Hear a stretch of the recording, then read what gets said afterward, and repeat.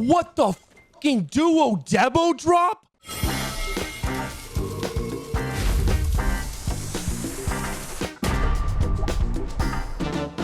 And if it doesn't go, at least we had a good time.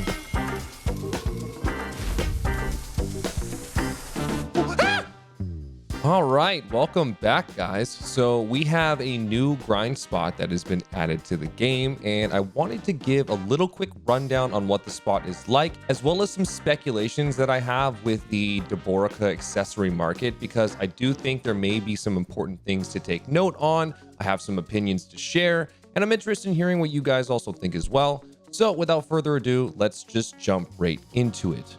Now, the first part of this video, I'm going to be talking about the spot. In the later part of the video, I'm just going to be talking about my speculations. So if you're interested in knowing the whole roundabout, then just make sure to play this whole video. If you already know what you're doing and just want to skip to the end as well, just to listen to some of that, then make sure to just skim through the video and you'll be able to find it there.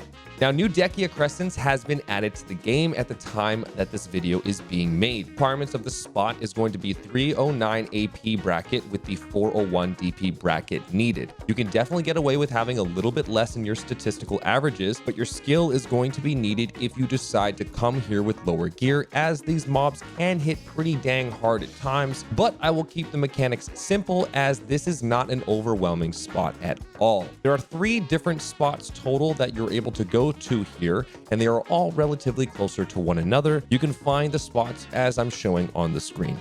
More importantly, we need to talk about the Deborekas accessories, but I'm going to discuss that in a little bit here. And as I've mentioned before, feel free to skim through this next portion if you want to hear more on that. So this spot itself is super simple. Long story short, it is a complete reskin of Deborekas Thornwood Forest, if you've ever been there, but with crescent mobs instead, and one simple mechanic that has been added, which I'm going to mention in a moment here. You activate the spot with your lantern, you kill the mobs as fast as you can, spawn the next wave, elites eventually will spawn, and after enough waves have been completed, eventually a boss will spawn after enough rounds are completed. It's super simple. And the mechanic that you need to be aware of is this small tower that will spawn. Now, this little tower that can spawn will spawn frequently, and there will be a message that pops up to let you know that it has, and all you need to do is kill it. It has very low health. It is super easy to deal with. However, if you do not pay attention and fall asleep, then this spot is probably going to humble you quickly, because if you don't kill it, these mobs are going to get a very, very strong boost in strength, and they will hit like a truck. So it's essential to deal with these, but as I've said, they're super easy to pay attention to and notice. I've also noticed that they seem to spawn in similar spots every time that they do spawn, so just make sure to kill these, kill the mobs, and you're Gucci. Now, there's 2 ways, in my opinion, that you can approach this spot in terms of your crystal setup and your artifact setup, but AP absolutely seems to thrive here. The resistances you need to run here is knockdown, so make sure to run knockdown crystals for 100% knockdown resist. You can find cheap ones on the marketplace that are easily manageable. I like to use the cheap adamantines as well as the black magic intimidations, and that's usually enough. Or you could just run full AP and just don't get knocked down. Seems simple enough, right? Well, the fact is, some people actually like to run this when they are grinding in Deborekas Thornwood, and if you are one of those players, you can do the exact same thing here as well. That is what I've chosen to do personally, but in the beginning, I was running 100% knockdown resist. So again, simply put, just treat this like Deborekas Thornwood if you're familiar with grinding there. It is the exact same, except with crescent mobs and one tower to deal with. Now, let's talk about the Deborekas accessories. So the Debo rings drop here raw, as well as limbo seals, and the average drop rate seems to be 1 every 1 to 2 hours of being dry, and I've heard some people getting several per hour, so keep RNG in mind. For myself, though, I was absolutely carried on my first day, so I just said screw it. I started clicking my rings with cronstones and had absolutely no care in the world for my sanity, followed by the instant depression that comes after. Oh, what the duo Debo drop? What? No. Oh my God, I'm cracked. Now to tap. Oh, good. I'll tap for you guys. I'll throw them all away. I don't care. We'll click them all. It's fucking Ted or nothing. Should I cron it? That's the question. Oh my God, another one. Dude. Holy.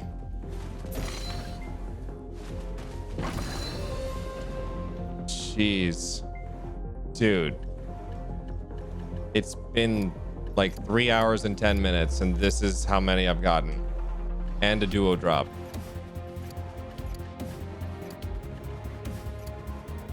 Oh boy.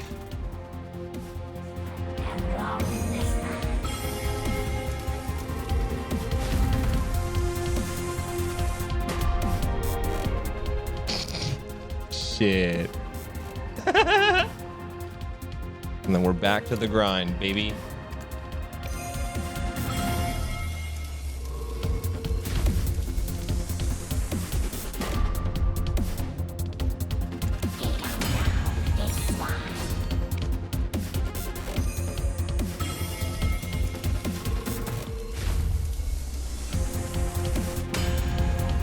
Okay.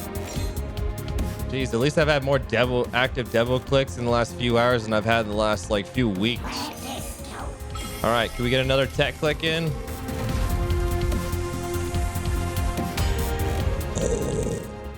And if it doesn't go, at least we had a good time.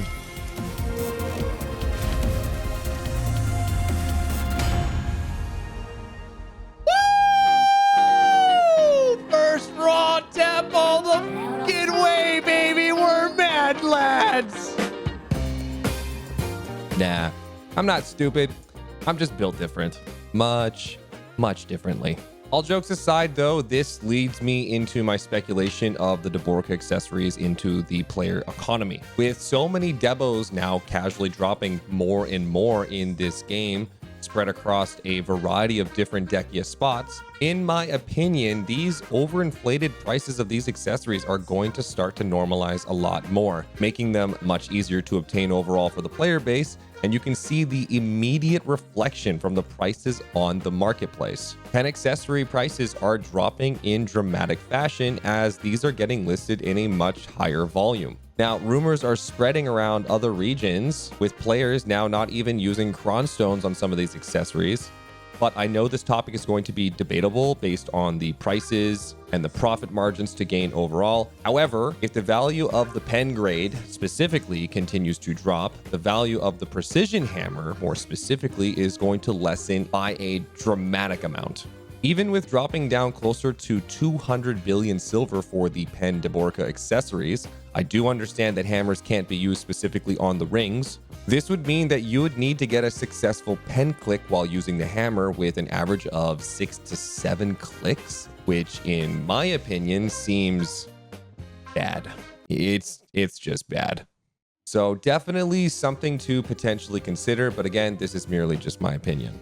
What is going to happen to the hammers long term? Well, I mean, who knows? But in my speculation, we could definitely see things like people using hammers in a more panicked state as we approach the expiration time of these items, and the interest in using these and buying these for Debo accessories could diminish, especially if the price of Deborekas accessories continues to drop, kind of like what we're seeing in dramatic fashion. Now, this could be an instant reaction and panic selling and things like that, but with how normalized they're becoming, I feel like we're going to continue to see these types of prices drop and the obtainability become a bit more normalized for your average player. But again, this is merely just opinion, and I've been plenty wrong. I'm okay with being wrong.